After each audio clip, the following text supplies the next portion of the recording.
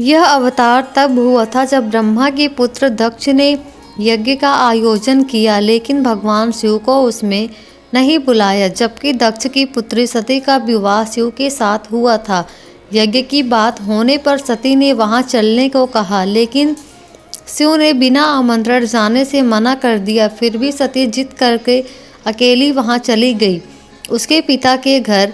जब उन्होंने शिव का और स्वयं का अपमान अनुभव किया तो उन्हें क्रोध भी हुआ और उन्होंने यज्ञ वेदी में कूदकर अपनी देह का त्याग कर दी। जब भगवान शिव को यह बात पता हुआ तो उन्होंने क्रोध में अपने सिर से जटा उखाड़ दी और उसे रोषपूर्वक पर्वत के ऊपर पटक दिया। उस जटा के पूर्व भाग से महाभयंकर वीरभद्र प्रकट हुए।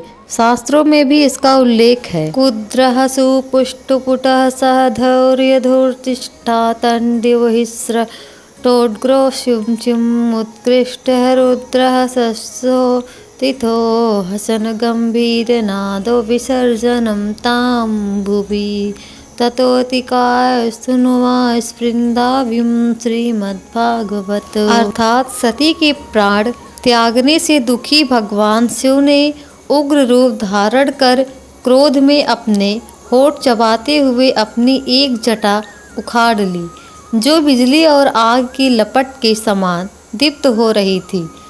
सहसा खड़े होकर उन्होंने गंभीर अट्टहास के साथ जटा को पृथ्वी पर पटक दिया।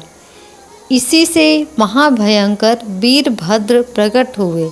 भगवान शिव के वीरभद्र अवतार का हमारे जीवन में बहुत महत्व है। यह अवतार हमें संदेश देता है कि शक्ति का प्रयोग वही करे जहाँ उसका दुष्प्रयोग हो। वीरों के दो वर्ग होते हैं, भद्र एवं अभद्र वीर। राम और अर्जुन और भीम वीर थे। रावण, दुर्योधन और कर्ण भी वीर थे, लेकिन पहला भद्र सभ्य वीर वर्ग है और दूसरा अभद्र असभ्य वीर वर्ग है। सभ्य वीरों का काम होता है हमेशा धर्म के पथ पर चलना तथा निसहायों की सहायता करना। वही असभ्य वीर वर्ग सदैव अधर्म के मार्ग पर चलते हैं तथा निःशक्तों को परेशान करते हैं।